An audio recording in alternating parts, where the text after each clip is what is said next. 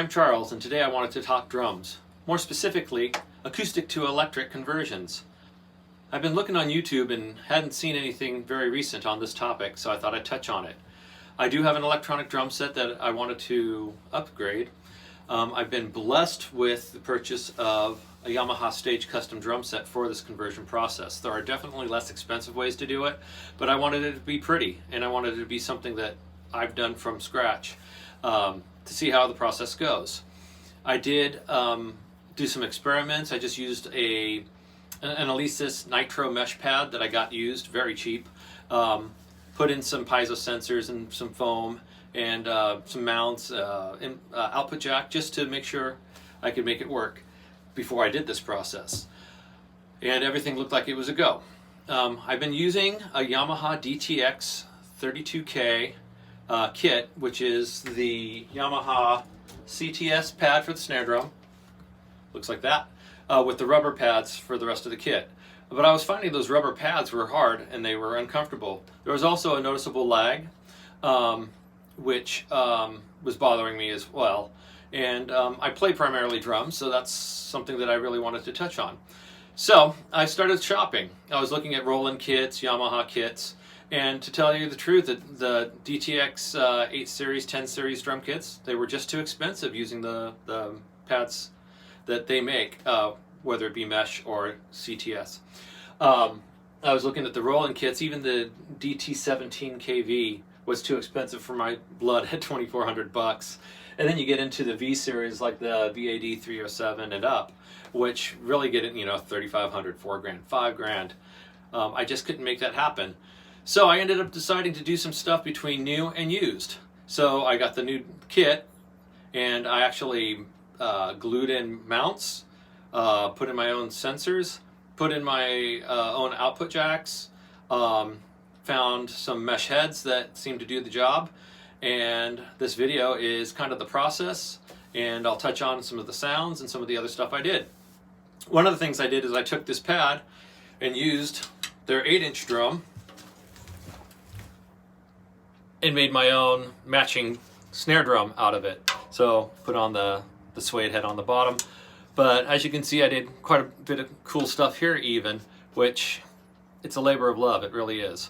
But anyway, so now I could use this as the snare drum. I did also do the 14-inch snare drum conversion, and I did this first just to make sure, because the snare drum, that's a touchy one. It's hard to make work right. As far as the project goes, the toms all worked really well right off the go. The snare drum was a little bit of work, a little bit of trial and error. This was always a good way to at least get something working good for me while I was getting the snare drum working. And then it was a matter of a brain. So, I decided to use a used brain. So I did quite a bit of shopping to figure out what brain I wanted to go with for the drum set. Again, they get really expensive, and when you get into the Roland stuff, the 17, the 27, even used, they were pushing $1,500, $1,700, and I just didn't have the money to spend on that. So I shopped used. I was liking the sounds I was hearing out of the Yamaha DTX Pro, so I went ahead and looked into that. I found a used one, very reasonable, so I ordered that up, and I was very happy to see that there was almost zero latency or lag, and the sounds that are in it are really pretty cool, pretty usable. And to tell you the truth, one of the most important things to me is that playing this drum set, got my headphones on, things cranked up, I forget I'm playing an electronic drum set. To me, that's huge. I'm an acoustic player. Electronic drums, you use them because they have to sometimes. You use them because you want to sometimes. But in this case, it was a very happy surprise. You may ask why I wanted to do an acoustic kit. Acoustic kit does take up more space, but this covers 3 bases for me. 1, E drums. 2, if I want to practice without the drums plugged in, I've got the reso heads put on, so I still get tuned acoustic drum sounds. 3, it only takes about an hour to switch the mesh heads over to regular drum heads, so I could easily set this up to work as an acoustic kit if I wanted to go gig it as an acoustic kit as well. So it covers a lot of bases for me. And I think it's very pretty. I got pictures in there so you can see. I went with the cranberry red finish, and found the set on sale. This is May of 2024, and they've reduced the price by 80 bucks. And then I bought a couple extra shells to be able to do some other conversion stuff with as well, like the snare drum that I did. Added a 16-inch floor, which, if you're doing something like this, you could always opt for the 8-inch tom rather than the 16-inch floor, so you can go 8, 10, 12, 14 rather than 10, 12, 14, 16. So there's lots of different options you can go with doing it this way, or finding a used kit that you wanted to use. You can use a better quality used kit, a cheaper used kit.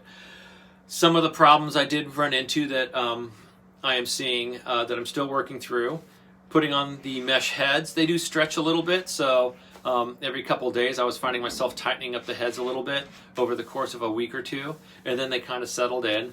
The snare drum, playing the electronic set, it's making me do a lot more rim shots than I normally play acoustically. I used to play rim shots like 99.9% of the time, but now as I'm getting a little older, I'm playing a little differently. So doing those rim shots, the rods were loosening like crazy, bottoms and tops, and so I do suggest the nylon rod locks that are available. You can get them on Amazon. Today's pricing, I found a pack of 53 of them for $19.95, or you can go with some other brands, and if you don't want as many, which will solve that problem. So once you get the heads to settle in, takes a couple weeks, and then put those nylon rod locks on there to keep them from unscrewing. Things lock in pretty well for you. People have talked about the Yamaha Stage Custom snare drum not staying in tune anyway. And a big part of that is that they use the light duty rims. I will invest in some 2.3 or 3 millimeter rims for it if I decide to gig this snare drum, which will solve a lot of that, as well as using the nylon rod locks. Anyway, here's more of the video, and at the end of some playing demos with some of the sounds that are built into the module. Hopefully this covers some bases for you, and maybe we'll do a follow-up a little later. Thanks for watching.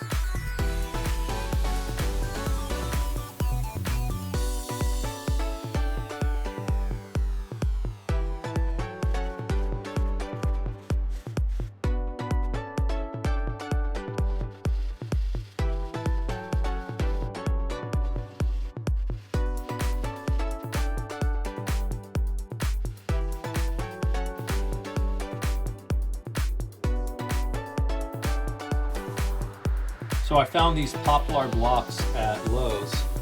I went with poplar because it's a hard enough wood that it'll hold things in place like I want, but it's soft enough that I can sand it pretty easily.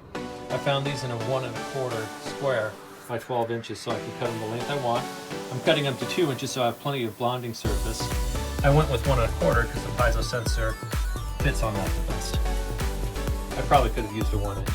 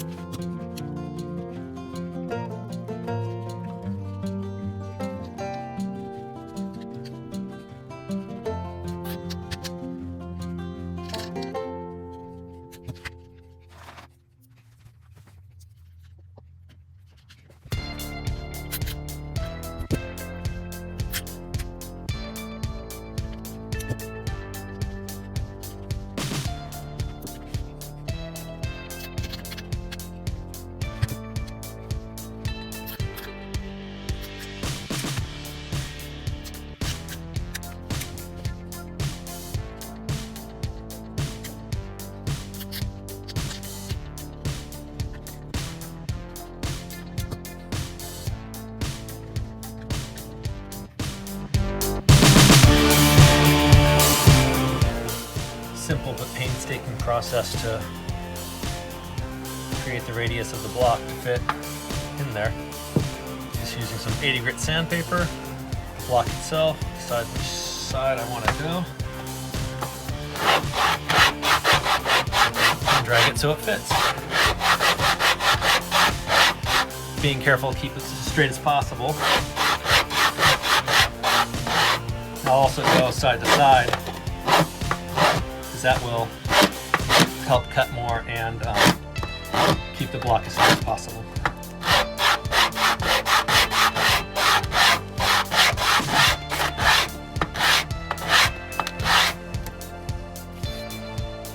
Let's see if that's there.